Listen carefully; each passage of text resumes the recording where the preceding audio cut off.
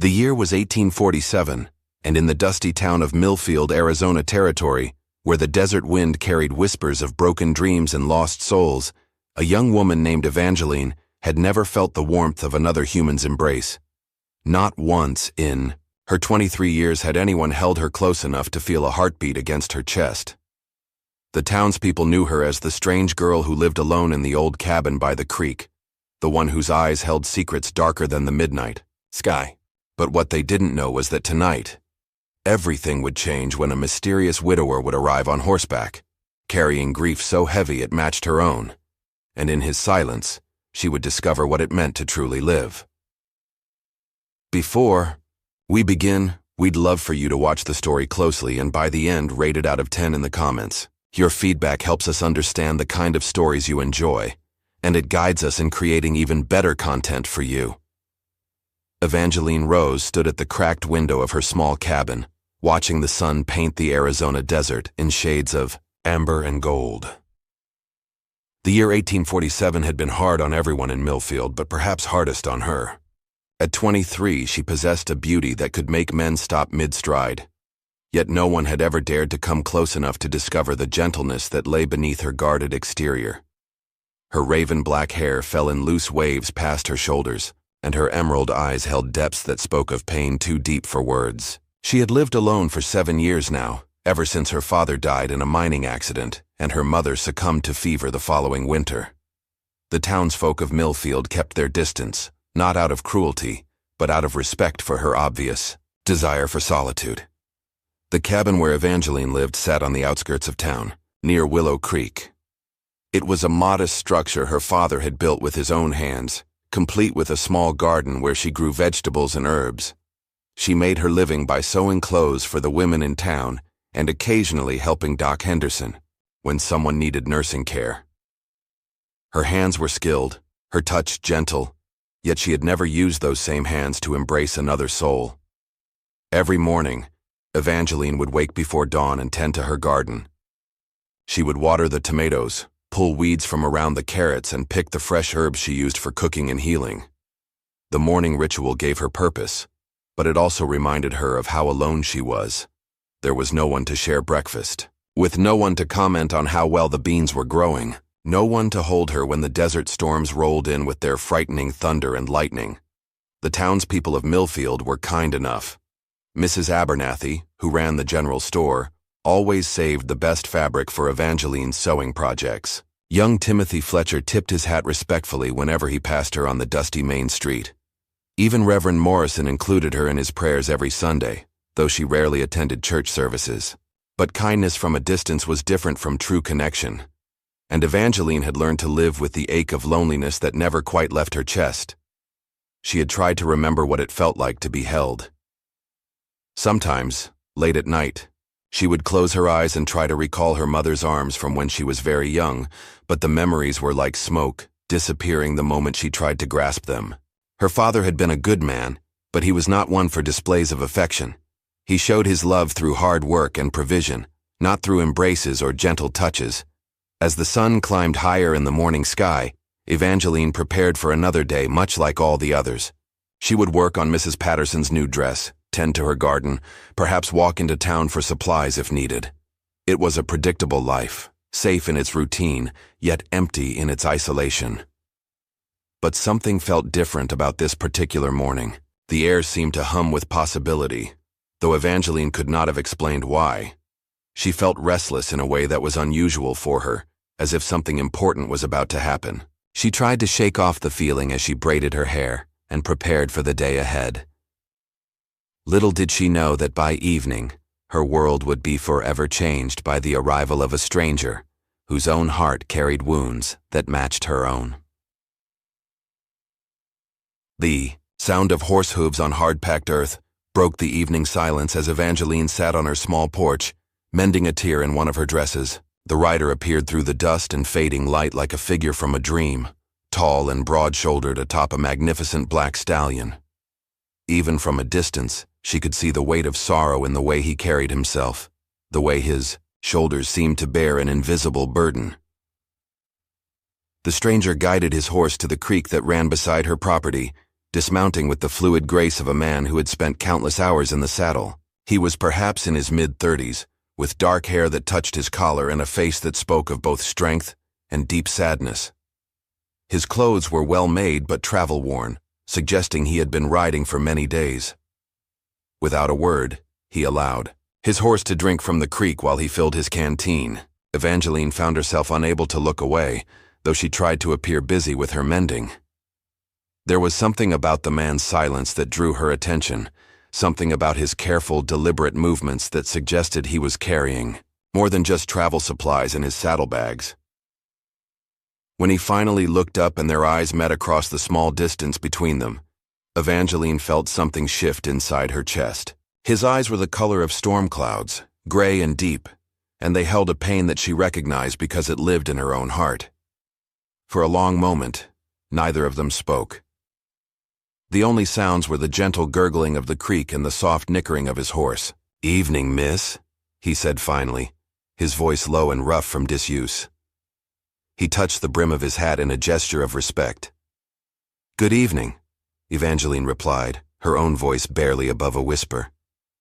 She was not accustomed to conversation with strangers, particularly men who looked at her with such intensity. The man glanced toward the setting sun, then back at her. "I don't suppose you know if there's a place in town where a man might find lodging for the night?" Evangeline considered his question. The town's only boarding house had closed the previous year, when old Mr. Henley died, and the nearest inn was 2 days' ride toward Phoenix. "There's no boarding house anymore," she said. "Most folks who need a place to stay end up sleeping in the livery stable, if Morton doesn't mind." The stranger nodded, accepting this information without complaint. He began to gather his horse's reins, preparing to continue toward town, but something made Evangeline speak again. "There's a small barn behind my cabin," she heard herself saying, surprised by her own boldness. "It's dry and clean. You're welcome to shelter there if you'd prefer it to the livery." The man turned back to her, studying her face as if trying to determine whether her offer was genuine. "That's very kind of you, miss. I don't want to impose." "It's no imposition," Evangeline said, though her heart was beating faster than it should have been. She could not understand what had prompted her to make such an offer to a complete stranger. "There's a well beside the barn, and I could spare some supper if you're hungry." For the first time, something that might have been a smile touched the corners of the man's mouth, though it was tinged with such sadness that it almost seemed more like a grimace. "I'd be grateful for both the shelter and the meal, miss. My name is Matthias Thornton." Evangeline rose, she replied, setting down, her mending and rising from her chair. "Follow me, Mr. Thornton. I'll show you where you can settle your horse." As they walked toward the barn together, Evangeline was acutely aware of the man's presence beside her. He was tall enough that she had to tilt her head back to look at his face, and there was a solidity about him that made her feel strangely safe, despite the fact that she knew nothing about him beyond his name. The barn was indeed small but clean, with fresh straw on the floor, and space for his horse to be comfortable. Matthias unsaddled his mount with practiced efficiency, his movements sure and gentle as he tended to the animal's needs. Evangeline found herself watching the care he took with his horse, noting how he spoke to the creature in low, soothing tones. "He's beautiful," she said, admiring the stallion's sleek coat and intelligent eyes. "His name is Thunder," Matthias replied, stroking the horse's neck. "He's been my companion for many years now. We've traveled a long road together." There was something in the way he said it that suggested the road had been difficult, but Evangeline did not pry. Instead, she led him to the well where he could wash the dust from his hands and face before supper. As she prepared the simple meal of beans, cornbread, and dried meat, Evangeline found herself stealing glances at her unexpected guest. He sat at her small table with the quiet patience of a man accustomed to waiting, his hands folded in his lap, his eyes focused on something she could not see. There was a stillness about him that was both peaceful and melancholy. "You've traveled far?" she asked as she set the food before him. "Very far," he replied, and then, after a pause, "I've been running from ghosts, Miss Rose. Sometimes a man needs to put distance between himself and his memories." Evangeline understood more than he might have expected. "Sometimes," she said softly. The ghosts follow us no matter how far we run. Matthias looked up at her then, really looked at her, and she saw recognition in his storm-gray eyes. He saw something in her that matched what she had seen in him. A kinship of souls who had both known loss too deep for ordinary words. They ate, in comfortable silence, each lost in their own thoughts. But for the first time in years, Evangeline did not feel alone. There was something about this quiet stranger that made the ache in her chest feel less sharp, though she could not have explained why. After supper, as Matthias prepared to return to the barn for the night, he paused at the door. Thank you for your kindness, Miss Rose. It's been a long time since anyone showed me such generosity. You're welcome to stay as long as you need, Evangeline found herself saying, though she was not sure what had prompted the offer. Matthias nodded once, a gesture that seemed to carry more weight than simple acknowledgement. Perhaps I will, he said quietly. Perhaps I will. As Evangeline watched him walk back to the barn, she realized that something fundamental had shifted in her small, ordered world. For the first time in 7 years, she was not alone on her property, and the knowledge of another human presence nearby brought her a comfort she had forgotten was possible. She did not yet know that Matthias Thornton carried his own burden of loneliness, or that he had been traveling for months, searching for a place where he might finally lay his grief to rest. She did not know that his wife and young daughter had died of cholera the previous year, leaving him with nothing but an empty house and memories too painful to bear. But somehow, in the quiet understanding that had passed between them over supper, both of them sensed that they had found something they had not even known they were looking for. 3 days passed before either Evangeline or Matthias acknowledged that his stay had extended beyond a single night's shelter. He had made himself useful around the property, repairing a loose board on the porch, fixing the gate to her garden that had been hanging crooked for months, and clearing the brush that had grown up around the well. She had continued to provide meals, finding herself cooking larger portions without quite realizing why. They spoke little during those first days, but their silence was comfortable rather than awkward. Matthias would work in the morning while Evangeline tended her garden or worked on her sewing, and they would come together for meals like two people who had been sharing a table for years rather than days. On the 4th morning, as Evangeline hung clothes on the line behind her cabin, she noticed Matthias sitting beside the creek, staring into the moving water with the same expression of deep sorrow she had seen when he first arrived. Something about his posture, the way his shoulders curved inward as if protecting himself from an invisible blow, made her heart ache with recognition. She had never been one to intrude on another person's private grief, but something drew her toward him. Perhaps it was the way the morning light fell across his dark hair, or perhaps it was simply that she understood the weight of carrying pain alone. Whatever the reason, she found herself walking toward the creek with a cup of coffee in her hands. "I thought you might like some coffee," she said softly, settling herself on the grass beside him. Matthias accepted the cup with a nod of thanks, but his eyes remained fixed on the water. "I had a daughter once," he said suddenly, his voice so quiet she almost missed the words. "She loved to play by the creek near our house. She would spend hours searching for smooth stones and pretty shells." Evangeline said nothing, sensing that he needed to speak more than he needed a response. "Her name was Emma," Matthias continued, and now there was a tremor in his voice that spoke of barely controlled emotion. "She had her mother's laugh and her father's stubborn streak. She would have been 6 years old next month." The word "would" hung in the air between them like a weight, and Evangeline felt her throat tighten with sympathy. She had lost her parents, but she had never lost a child, had never experienced the particular agony that came with outliving someone you had brought into the world. "What happened to her?" she asked gently, though she was not sure she wanted to know the answer. "Cholera," Matthias said, the single word carrying more pain than 1,000 others might have. "It took them both, Emma and my wife, Catherine, within 3 days of each other. I couldn't save them. I couldn't do anything but watch them slip away." Evangeline set down her own coffee cup and, without thinking about what she was doing, reached out to place her hand over his. It was the first time she had voluntarily touched another person in years, and the contact sent a shock of warmth up her arm. Matthias looked down at their joined hands with surprise, then up at her face. "I'm sorry," he said. "I don't know why I told you that. I haven't spoken of them to anyone since I left home." "Don't apologize," Evangeline said, her voice steady despite the emotion she felt.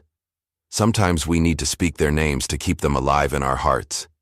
They sat in silence for a while, her small hand covering his larger one, both of them staring at the creek that reminded him of his daughter's laughter.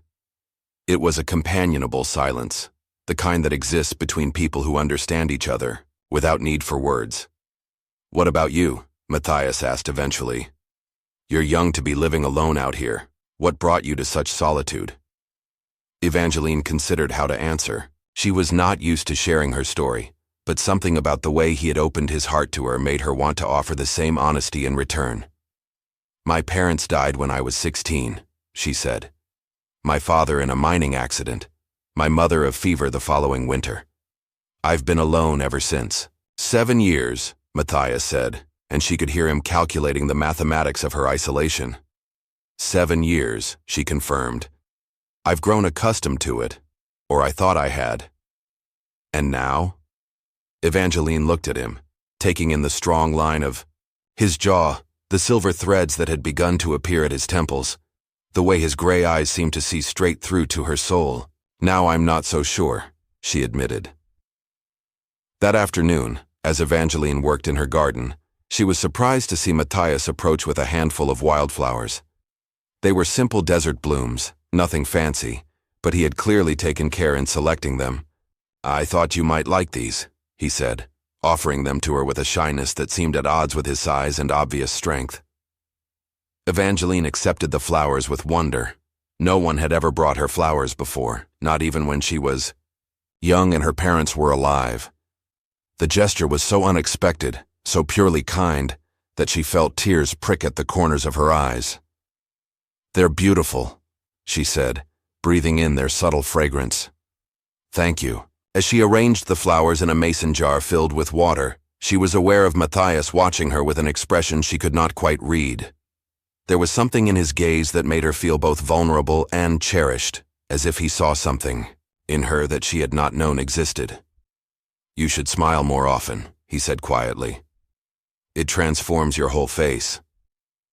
Evangeline felt heat rise in her cheeks, unused to compliments or personal observations.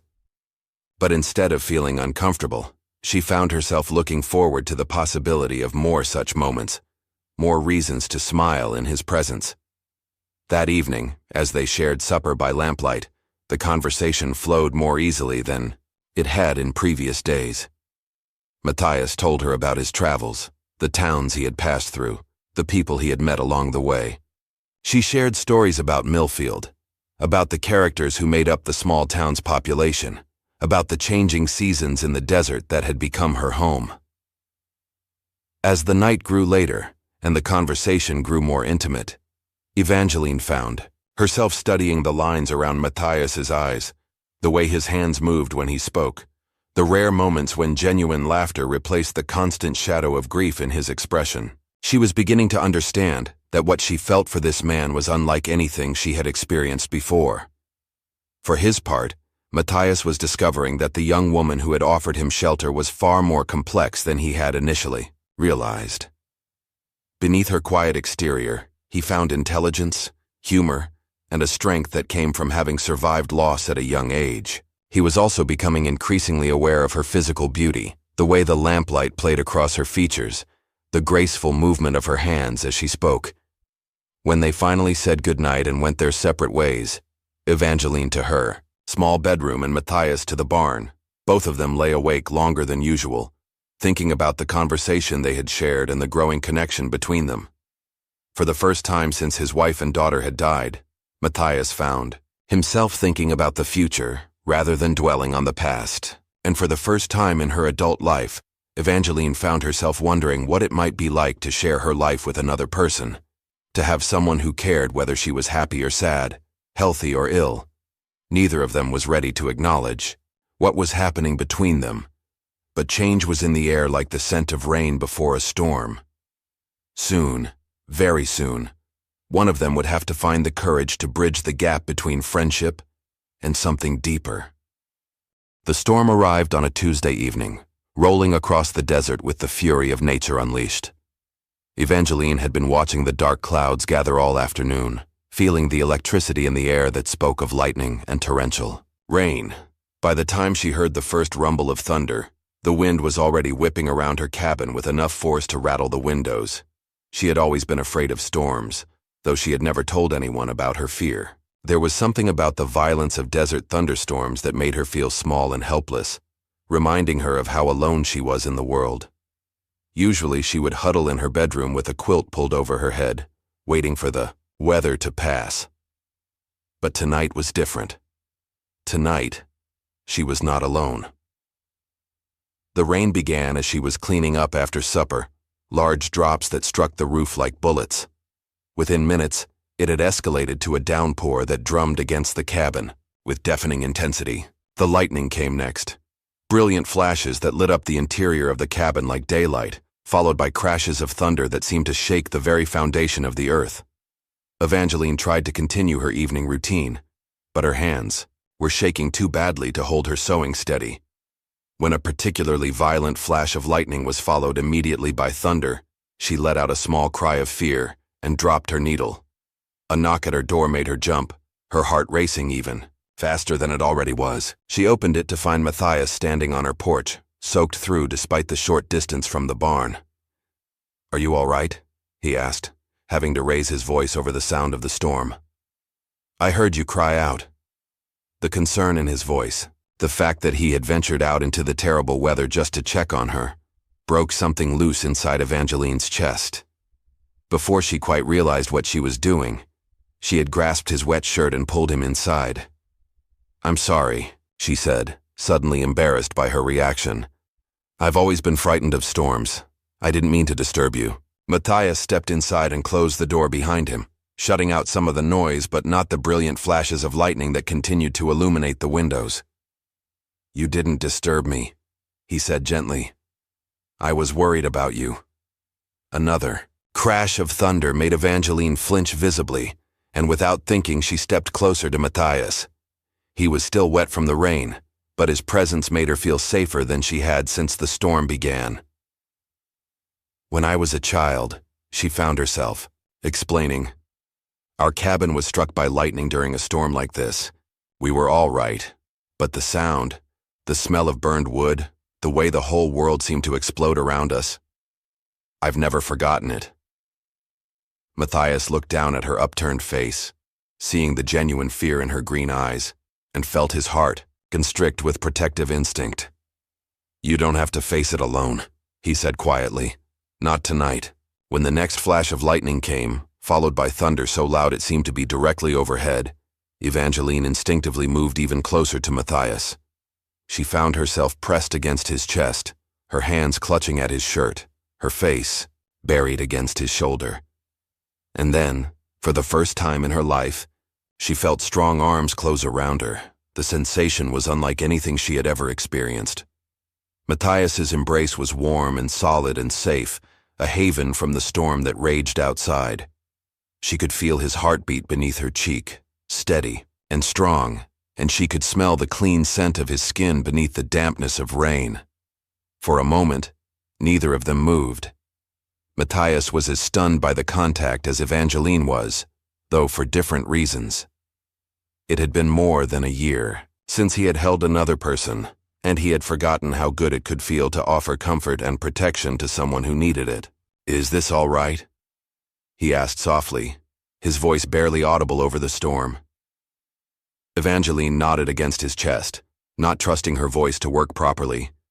She had never imagined that being held could feel like this, that another person's arms could make her feel so completely safe and protected.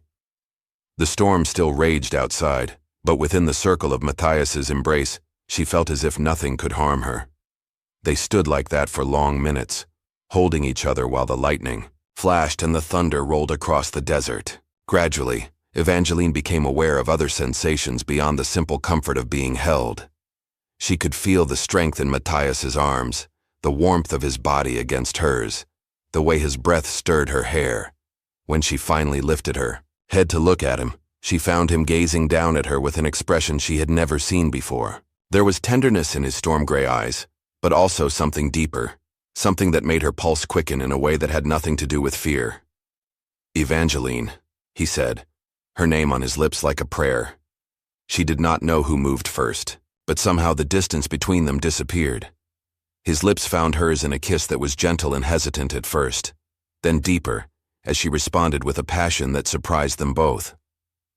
It was Evangeline's first kiss, and she had never imagined that such a simple touch could ignite such fire in her veins. Everything she had read about love in the few books she owned had failed to capture the reality of it, the way her entire body seemed to come alive under Matthias's touch.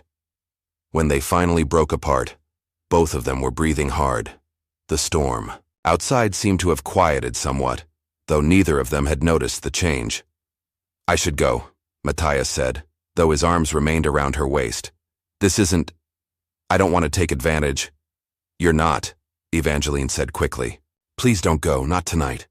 The vulnerability in her voice, the way she looked at him as if he was her anchor in a sea of uncertainty, made Matthias's resolve crumble. He had been telling himself for days that he had no right to feel what he was feeling for this young woman, that his heart was too damaged by grief to offer her anything worthwhile. But standing there in the lamplight, holding her in his arms while the storm gradually spent its fury outside, he realized that perhaps healing was possible after all. Perhaps they could help each other find their way back to the light. "All right," he said softly. "I'll stay." Stowe spent the rest of the evening sitting together on her small sofa, Evangeline curled against Matthias's side with his arm around her shoulders.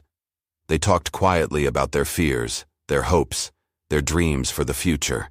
The storm outside became a distant backdrop to their conversation, no longer frightening but almost comforting in the way it wrapped around them like a cocoon. As the night grew late, Evangeline found herself growing drowsy against Matthias's shoulder. She had never felt so peaceful, so completely at ease with another person. The ache of loneliness that had been her constant companion for 7 years had finally, miraculously, begun to ease. "Sleep," Matthias murmured against her hair. "I'll keep watch." And for the first time since she was 16 years old, Evangeline fell asleep in someone's arms, feeling truly safe and cherished. Outside, the storm moved on across the desert, leaving behind the fresh scent of rain and the promise of new beginnings.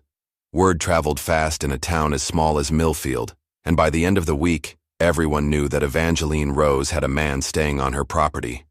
The whispers started at Mrs. Abernathy's general store and spread like wildfire through the church ladies' sewing circle, the saloon, and every other gathering place in town. Evangeline became aware of the talk when she went into town for supplies. On Saturday morning, conversations stopped abruptly when she entered buildings, and she could feel eyes following her as she walked down the dusty main street. Mrs. Patterson, who had always been friendly when discussing dress orders, was suddenly cool and formal. Even young Timothy Fletcher, who usually tipped his hat with a smile, looked away when she passed. The change in people's behavior hurt more than Evangeline had expected.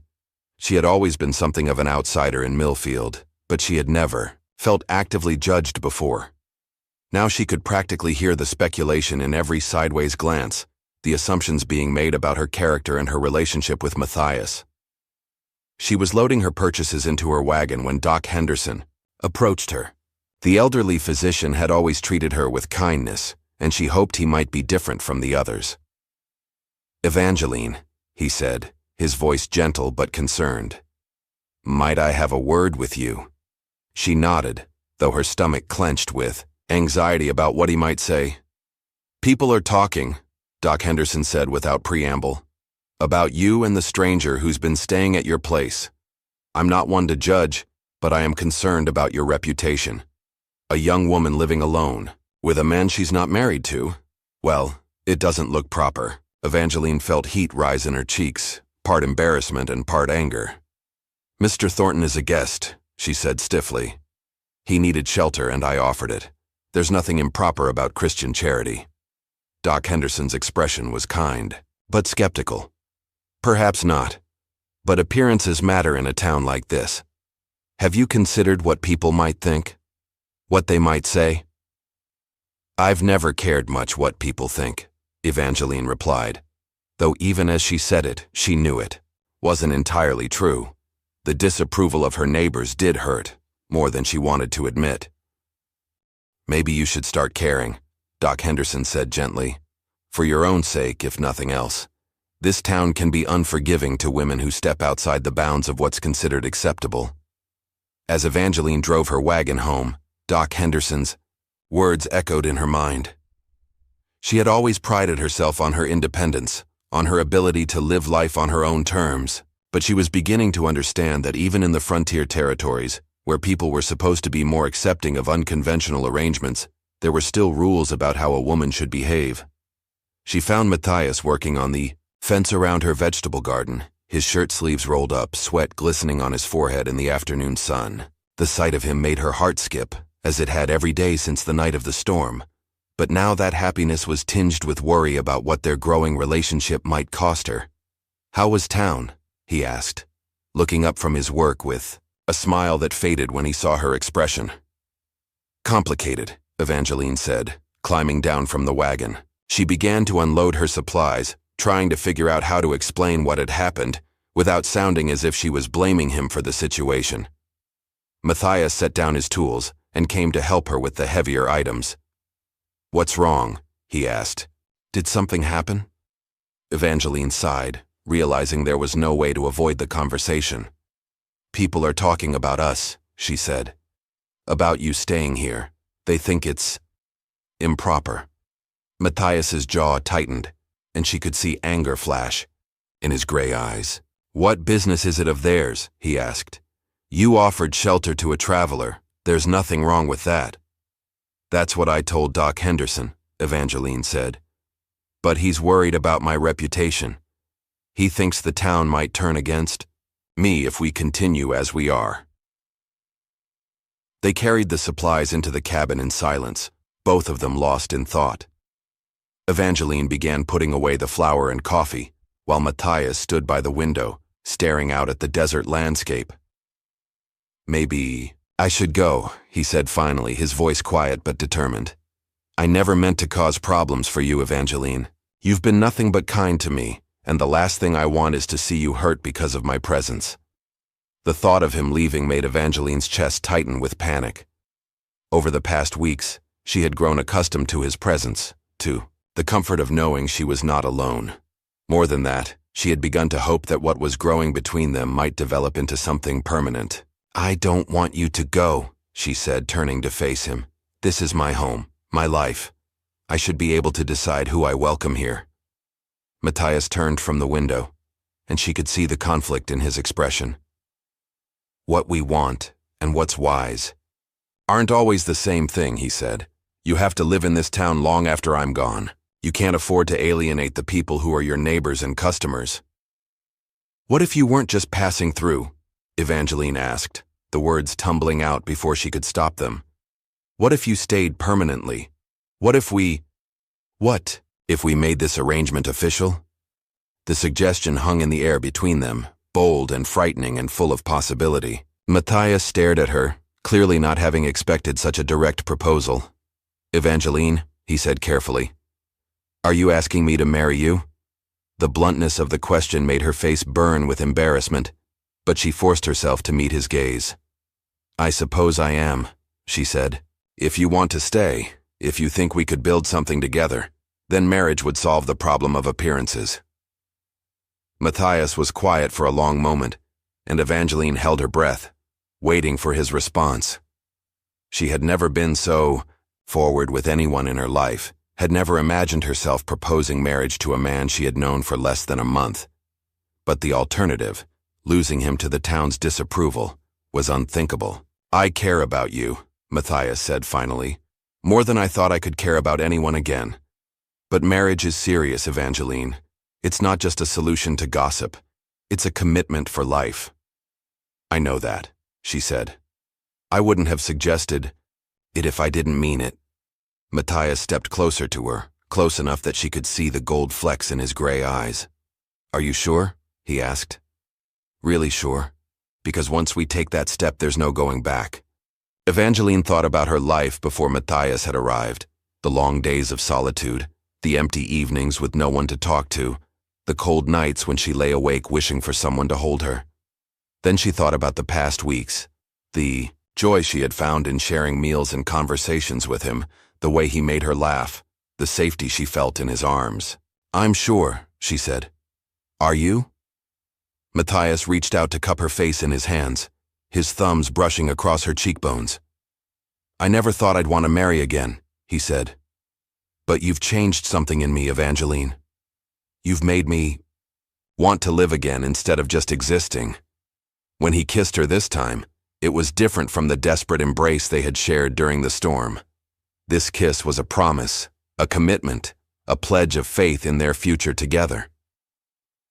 When they broke apart, both of them were smiling despite the seriousness of what they had just decided. "So," Matthias said, his voice lighter than she had heard it since he arrived, "I suppose I should ask you properly." Evangeline rose. "Will you marry me?" "Yes," she said without hesitation. "Yes, Matthias Thornton, I will marry you." As they held each other in the afternoon light streaming through her cabin windows, Evangeline felt a happiness so complete it almost frightened her. After years of loneliness, she had found not just companionship, but love. And tomorrow, they would begin the process of making their commitment official in the eyes of both God and the town of Millfield. The next morning brought both excitement and nervousness as Evangeline and Matthias prepared to announce their engagement to the town. They had decided that the best approach would be direct and honest. They would speak to Reverend Morrison first, then let the news spread naturally through the community. Reverend Morrison received them in his small study behind the church, his weathered face showing surprise when they explained their intentions. He was a kind man in his 60s who had served the spiritual needs of Millfield for over 20 years, and he had always treated Evangeline with fatherly concern. "This is rather sudden," he said, adjusting his spectacles as he looked from one to the other. "Mr. Thornton, you've only been in town for a few weeks. Are you certain you've had enough time to make such an important decision?" "Sometimes the heart knows quickly what the mind takes longer to understand," Matthias replied, his hand finding Evangeline's and squeezing it gently. "I've been running from my grief for months, Reverend, and Miss Rose has shown me that healing is possible. She's given me a reason to hope again." Evangeline felt warmth spread through her chest at his words. Even now, after their private conversation the day before, hearing him speak of his feelings for her made her heart race. "And you, my dear?" Reverend Morrison asked, turning to Evangeline. "Are you prepared for the responsibilities of marriage? It's a significant change from the independent life you've been living." "I am," Evangeline said firmly. "I've been alone for 7 years, Reverend Morrison. I know what solitude costs, and I know what I'm gaining by choosing to share my life with Matthias." The Reverend studied them both for a long moment, then smiled. "Very well. I can see that your minds are made up, and I must say, there's something about the two of you together that seems right. When would you like the ceremony to take place?" "As soon as possible," Matthias said. "We don't need anything elaborate. Just a simple ceremony with whatever witnesses are required by law." Reverend Morrison consulted his calendar. "How does next Saturday sound? That would give us time to post the banns and make the necessary arrangements, and it would give the town time to adjust to the idea of the wedding." They agreed on the date, and as they left the church, Evangeline felt as if she were walking on air. In less than a week, she would be Mrs. Matthias Thornton, with a husband to share her joys and sorrows, her dreams and fears. But first, she needed a wedding dress. Mrs. Abernathy's general store carried a limited selection of fabrics, but Evangeline was skilled enough with a needle to create something beautiful from simple materials. She selected a bolt of cream-colored silk that had been sitting on the shelf for months, too expensive for most of the town's women to afford. "Planning something special?" Mrs. Abernathy asked as she measured out the fabric, her tone carefully neutral. "I'm getting married next Saturday," Evangeline said, deciding to face the gossip head-on. "To Matthias Thornton. Reverend Morrison will perform the ceremony," Mrs. Abernathy's eyebrows rose nearly to her hairline. "Well," she said after a moment, "that's certainly news. I suppose congratulations are in order." The older woman's tone was still reserved, but Evangeline detected a hint of approval beneath the surprise. Perhaps marriage would indeed solve the problem of appearances, as she had hoped. Word of the engagement spread through Millfield with the speed of desert wildfire. By evening, there wasn't a soul in town who hadn't heard that the mysterious stranger would be staying permanently as Evangeline Rose's husband. The reactions were mixed. Some of the town's women, particularly the older ones who remembered Evangeline as a sweet child before tragedy struck her family, expressed cautious approval. Others remained skeptical, questioning whether a man who appeared out of nowhere could be trusted with their neighbor's future. The men of the town were generally more accepting. Matthias had proven himself to be hardworking and respectful during his time in Millfield, and several of them had struck up conversations with him when he came to town for supplies. He was clearly educated and well-spoken, and his grief over his lost family was evident to anyone who took the time to look beyond the surface. Doc Henderson stopped by the cabin on Wednesday evening, ostensibly to check on a cut Matthias had sustained while working on the fence, but actually to get a better sense of the man who would soon be his neighbor's husband. "You know," he said as he cleaned and bandaged the minor wound, "Evangeline has been like a daughter to me since her parents died. I feel a responsibility to look out for her welfare." "I understand," Matthias replied calmly. "If I were in your position, I would want to be sure of my intentions as well." "And what are your intentions exactly?" Matthias met the older man's steady gaze without flinching. "To love her, protect her, and build a life with her that honors both our pasts and our future together. She's given me a second chance at happiness, Doc, and I don't intend to waste it." Doc Henderson studied Matthias's face for a long moment, then nodded with satisfaction. "That's what I hoped to hear," he said. "Evangeline deserves happiness. She's had precious little of it in her young life." As the week progressed, Evangeline threw herself into wedding preparations with an energy that surprised even her. She worked late into the night on her dress, creating a simple but elegant design that would be suitable for a frontier wedding. The cream silk was beautiful against her dark hair and fair skin, and she allowed herself a moment of vanity as she admired her reflection in the small mirror. Matthias, meanwhile, had purchased new clothes for the occasion and spent his time making final improvements to the cabin and property. He built new shelves for the kitchen, repaired the roof where it had been leaking, and even constructed a small addition to the barn where he could stable Thunder more comfortably. "You don't have to do all this work," Evangeline told him as she watched him installing the new shelves. "The cabin has served me well enough as it is." "I want to make it better," Matthias replied, pausing in his hammering to look at her. "This will be our home, Evangeline. I want it to reflect the new life we're building together." The word "our" sent a thrill through her every time he used it. After so many years of thinking in terms of I and mine, the prospect of sharing everything with another person was both exciting and slightly overwhelming. On Friday evening, the night before their wedding, Matthias moved his belongings from the barn into the cabin's main room, though he would continue to sleep separately until after the ceremony. Evangeline had prepared a simple supper, but both of them were too nervous and excited to eat much. "Are you having second thoughts?" Matthias asked as they sat together on the porch, watching the sun set over the desert. "No," Evangeline said, without hesitation. "Are you?" "Not for a moment," he replied, reaching for her hand. "But I am nervous. It's been a long time since I stood before God and made such promises to another person." Evangeline squeezed his fingers, feeling the calluses from his work, the strength that had become so familiar to her. "We'll make new promises," she said softly. "Ones that belong just to us." They sat in comfortable silence as the stars began to appear in the darkening sky. Tomorrow would bring changes neither of them could fully anticipate, but tonight, they were content to simply be together on the threshold of a new beginning.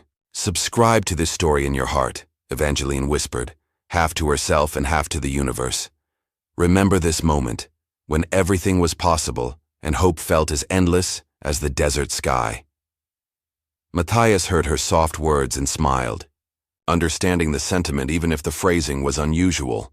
Tomorrow they would begin their married life together, and whatever challenges lay ahead, they would face them as one. Saturday dawned clear and bright, with the kind of crystalline, desert air that made everything seem sharper and more vivid. Evangeline woke before sunrise, too excited and nervous to sleep any longer. Through her bedroom window, she could see Matthias already up and moving around outside, tending to thunder and completing his morning chores. Today was their wedding day. The ceremony was scheduled for 2 o'clock in the afternoon, which gave Evangeline the morning to prepare. She had washed her hair the night before, and now she brushed it until it shone like black silk before arranging it in a simple but elegant style that would complement her dress.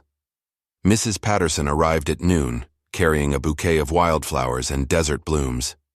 Despite her initial coolness about the engagement, the older woman had apparently decided to support the marriage. "Every bride needs flowers," she said simply, offering the bouquet to Evangeline. "And someone to help her get ready."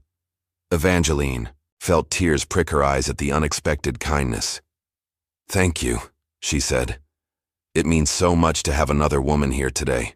Mrs. Patterson helped her into the cream silk dress, adjusting the fit and making sure every detail was perfect. The dress was simple but beautiful, with long sleeves and a high neckline that was both modest and flattering. Evangeline had sewn tiny pearl buttons up the back, borrowed from an old dress of her mother's that she had carefully preserved. "You look beautiful, dear," Mrs. Patterson said, stepping back to admire her handiwork. "Your mother would be so proud." The mention of her mother made Evangeline's throat tighten with emotion. She had always imagined that her parents would be present when she married, that her father would walk her down the aisle and her mother would help her prepare. But Mrs. Patterson's presence filled some of that void, and she was grateful for the woman's unexpected support. Matthias had spent the morning at Doc Henderson's house, getting ready with the help of the older man who had volunteered to serve as his best man. When he saw himself in Doc's full-length mirror, dressed in a new black suit with a white shirt and string tie, he hardly recognized the man looking back at him. It had been more than a year since he had dressed for such an occasion, and the formal clothes brought back memories of his first wedding, when he had married Catherine in a church full of family and friends back in Missouri. But this time was different. This was not about recreating the past, but about building something entirely new. "You clean up well, son," Doc Henderson said, adjusting Matthias's tie. "Evangeline won't know what hit her when she sees you." At 2 o'clock, the small congregation, gathered in Millfield's church, began to fill with curious townspeople. Word of the wedding had spread throughout the territory, and even people from neighboring settlements had come to witness the ceremony. Some came out of genuine good wishes, others out of simple curiosity about the mysterious stranger who had won the heart of their most independent resident. Evangeline arrived at the church in her wagon, driven by Timothy Fletcher, who had volunteered to escort her when he learned she had no male relative to perform the traditional role. She had accepted his offer gratefully, touched by the young man's thoughtfulness.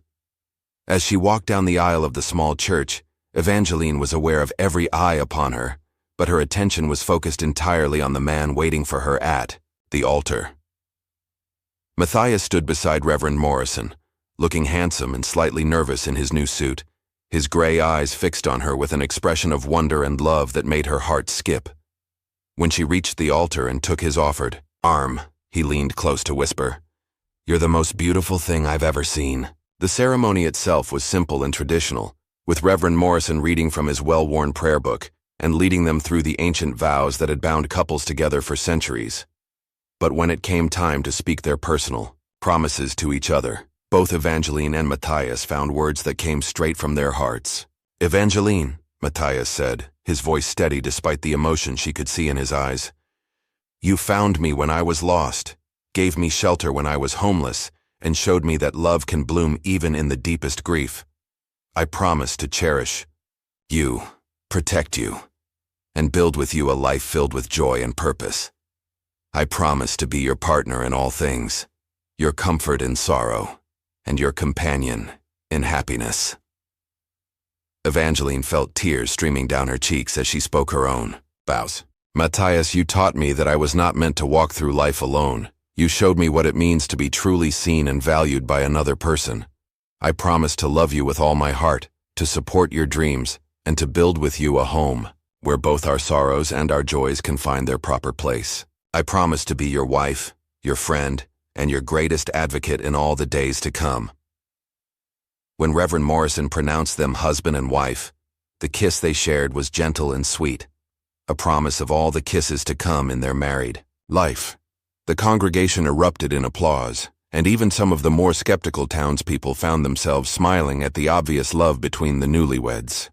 The reception was held in the church hall, with food provided by the women of the congregation, and music supplied by old Jake Morrison, the Reverend's brother, who played a surprisingly melodic fiddle. Evangeline and Matthias danced their first dance as husband and wife to a waltz that Jake had learned in his younger days, and despite the simplicity of the occasion, it felt as magical as any grand ballroom could have been.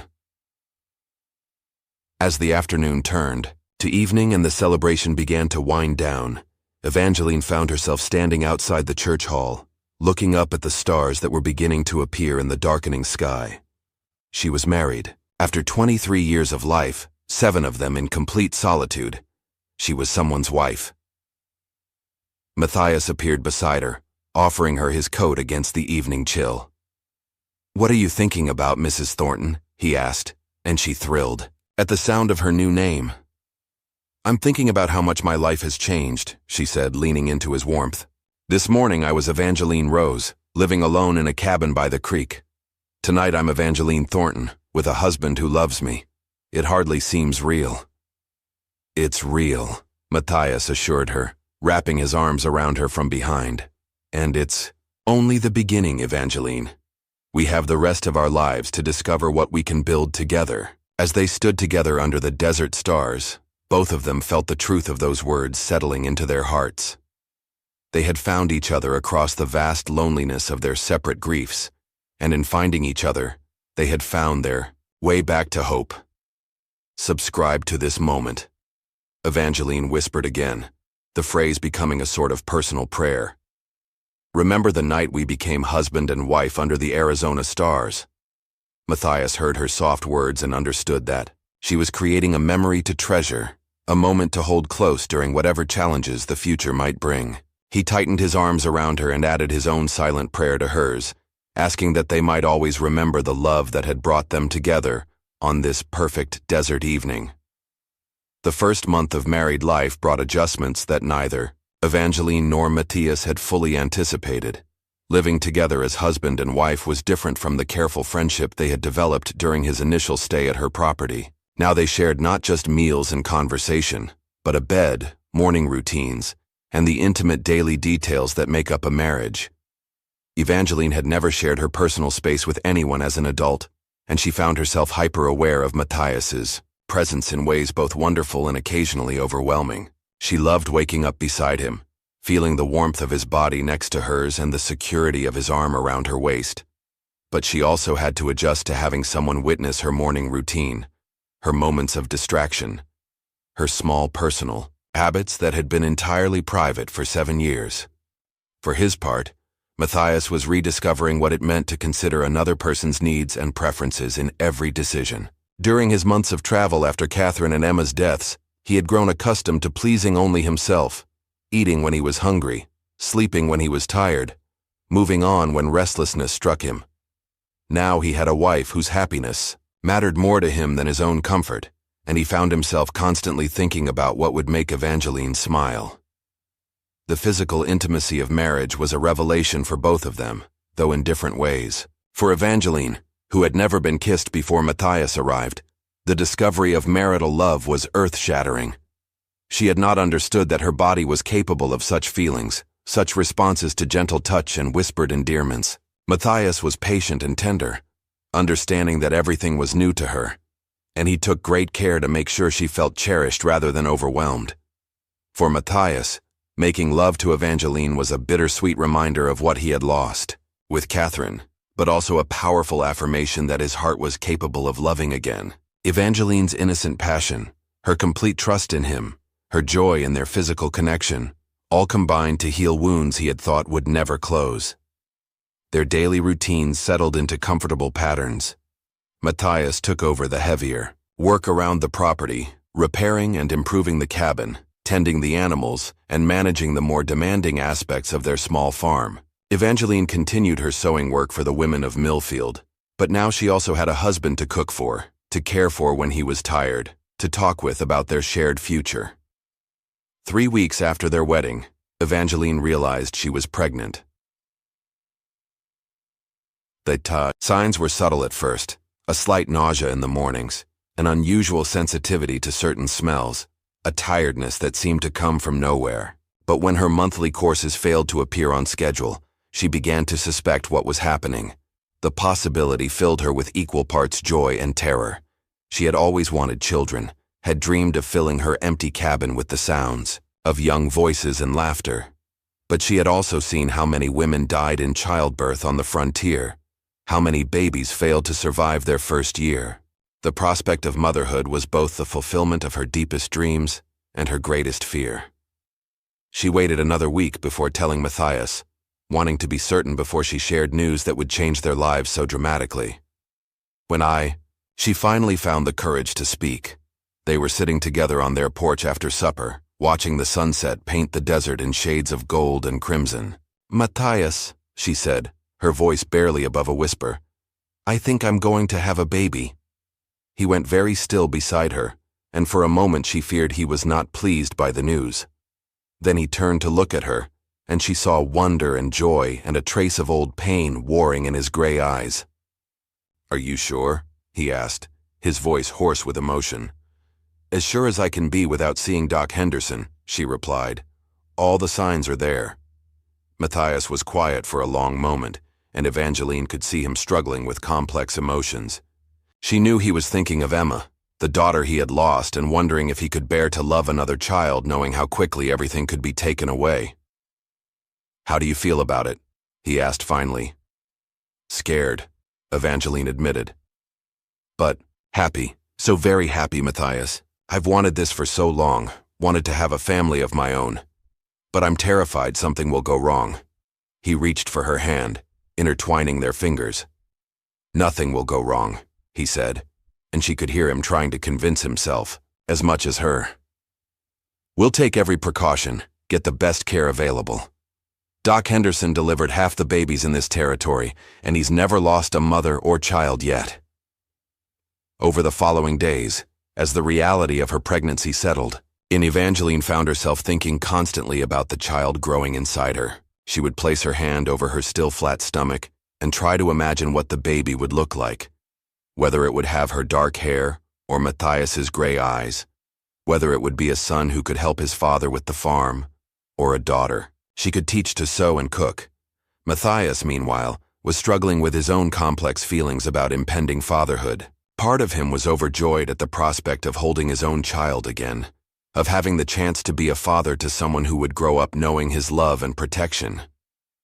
But another part of him was terrified of the vulnerability that came with loving so deeply, of opening his heart to the possibility of loss all over again.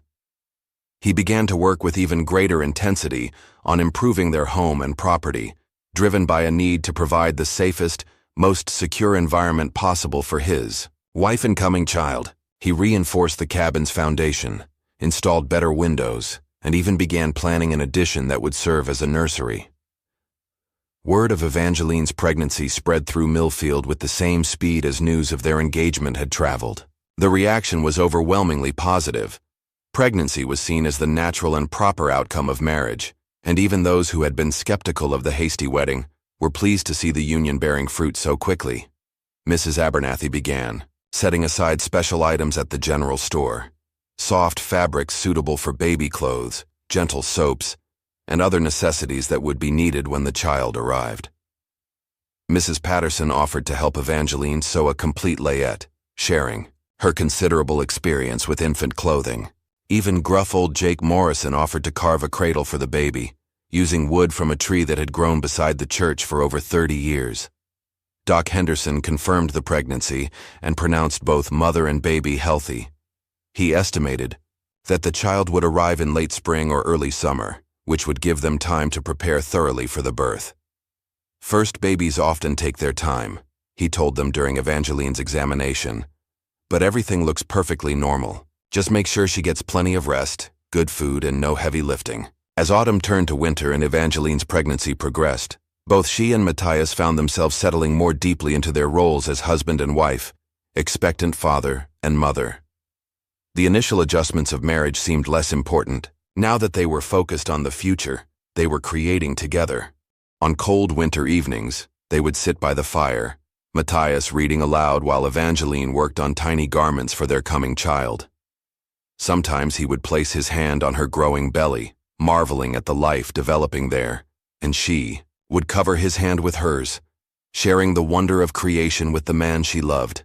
Subscribe to these quiet moments, she would whisper during their peaceful evenings together. Remember the winter when we were waiting for our first child to arrive, and Matthias, who had learned to appreciate his wife's habit of marking significant moments with those softly spoken words, would nod and hold the memory close, understanding that these were the golden days they would look back on with longing in years to come. Chapter 9.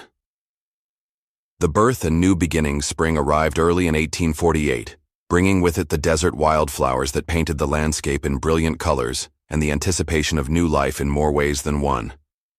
Evangeline's pregnancy had progressed smoothly through the winter months, and by April, she was large with child and eagerly awaiting the birth. Matthias had completed the nursery addition to their cabin, creating a sunny room with windows facing east to catch the morning light. He had painted the walls a soft yellow that would suit either a son or daughter, and Jake Morrison had delivered the promised cradle, carved with intricate designs of desert flowers and small animals. Evangeline spent her final weeks of pregnancy, putting finishing touches on the baby's layette, sewing tiny gowns and blankets with the same careful attention to detail she brought to all her needlework. Her hands moved slowly now, as she tired more easily, but the work brought her deep satisfaction and helped calm her nerves about the approaching birth. The labor began on a Tuesday morning in late April, starting with mild contractions that Evangeline initially mistook for the backache that had plagued her for weeks. But as the pains grew stronger and more regular, she realized that the time had come. Matthias rode to town to fetch Doc Henderson, while Mrs. Patterson came to stay with Evangeline during the early stages of labor. The older woman had assisted at numerous births and brought with her the calm confidence that comes from experience. First babies take their time, she assured Evangeline as they walked slowly around the cabin, movement helping to ease the discomfort. Everything is proceeding normally. Your body knows what to do. The labor lasted through the day and into the evening, with Matthias pacing anxiously in the main room while the women worked in the bedroom. Doc Henderson arrived as the sun was setting, examined Evangeline, and pronounced that things were progressing, well but slowly. It could be another few hours yet, he told Matthias. Why don't you try to get some rest? You'll need your strength when the baby arrives. But rest was impossible for Matthias. Every cry of pain from the bedroom made him want to break down the door and somehow take his wife's suffering upon himself. He remembered Catherine's labor with Emma, remembered feeling just as helpless then, and the memories made his anxiety even worse. It was nearly midnight when Doc Henderson finally emerged from the bedroom, his sleeves rolled up and a tired but satisfied smile on his face. "Congratulations, Matthias," he said. "You have a healthy son, and your wife came through beautifully. She's tired but doing well." Matthias felt his knees go weak with relief. "Can I see them?" "Of course. But be quiet. They're both exhausted." Matthias entered the bedroom to find Evangeline propped up against pillows, holding a tiny bundle wrapped in one of the blankets she had sewn during the winter. She looked up at him with tired but radiant eyes, and his heart nearly stopped at the expression of pure joy on her face. "Meet your son," she whispered, carefully placing the baby in his arms. Matthias looked down at the small red face, the tiny fists waving in the air, the dark hair that was already curling slightly at the edges. The baby was perfect, beautiful, miraculous, and holding him brought back all the wonder he had felt when Emma was born, but without the sharp edge of grief that had colored those memories for so long. "He's beautiful," Matthias said, his voice thick with emotion. just like his mother. "What shall we name him?" Evangeline asked, though they had discussed several possibilities during the pregnancy. Matthias studied his son's face, thinking about new beginnings and fresh starts, about the hope this child represented for their future together. "What about Samuel?" he suggested. "It means heard by God, and I think our prayers have definitely been answered." "Samuel Thornton," Evangeline repeated, testing the sound of it. "I like it. Samuel it is." The next few weeks passed in a blur of sleepless nights and overwhelming love. Samuel was a healthy baby with strong lungs and a hearty appetite, and both his parents fell completely under his spell. Evangeline proved to be a natural mother, intuitive about the baby's needs, and endlessly patient with his demands for attention. Matthias discovered that fatherhood the second time around was different from his first experience. With Emma, he had been young and somewhat overwhelmed by the responsibility. Now older and more mature, he was able to simply enjoy his son without constantly worrying about whether he was doing everything correctly. The people of Millfield welcomed baby Samuel with enthusiasm, bringing gifts and offering help during Evangeline's recovery. Even those who had initially been skeptical of the hasty marriage were won over by the obvious happiness of the new family. Mrs. Abernathy knitted a beautiful blanket in soft blue wool. Doc Henderson declared Samuel the healthiest baby he had ever delivered. Reverend Morrison baptized him in the church where his parents had been married, with half the town in attendance to witness the ceremony. As spring turned to summer and Samuel grew from a tiny newborn into a chubby, smiling infant, Evangeline and Matthias settled into the rhythms of family life. Their days were full of the pleasant chaos that comes with a baby in the house, feeding schedules, diaper changes, sleepy snuggles, and the constant wonder of watching their child discover the world around him. One evening in late June, as they sat on their porch watching the sunset while Samuel slept peacefully in his mother's arms, Evangeline reflected on how much her life had changed in just over a year. "Do you remember," she said to Matthias, "when you first arrived here? I was so alone, so convinced that I would always be alone."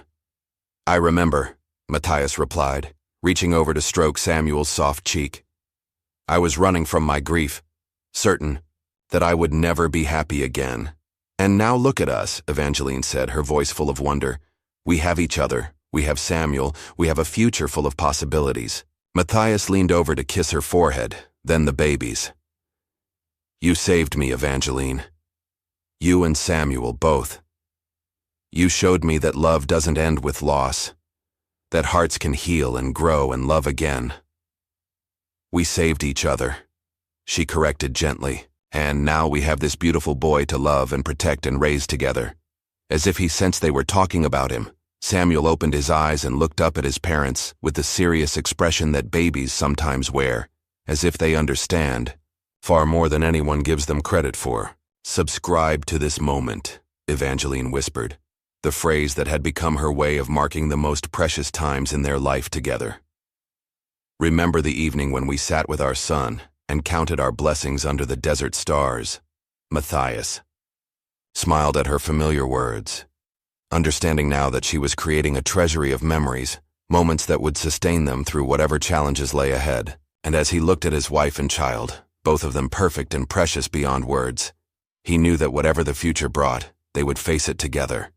The woman who had never known what a hug felt like had become a wife and mother, whose embrace was the center of a loving family's world. The silent widower who had carried his grief like a stone in his chest had learned to smile again, to hope again, to believe in tomorrow. Together, they had created something beautiful from their shared loneliness. And as the stars began to appear, in the darkening sky above their desert home, they knew that their love story was just beginning. In the distance, a coyote called to its mate across the vast Arizona landscape, and the sound seemed to echo the contentment of the small family. On the porch, safe in their circle of love, ready for whatever adventures lay ahead in their life together. Their story would continue through many more seasons, many more challenges and joys, but this moment, this perfect evening with their newborn son sleeping peacefully between them, would always be remembered as the night when their happiness felt as infinite as the star-filled desert sky above their heads.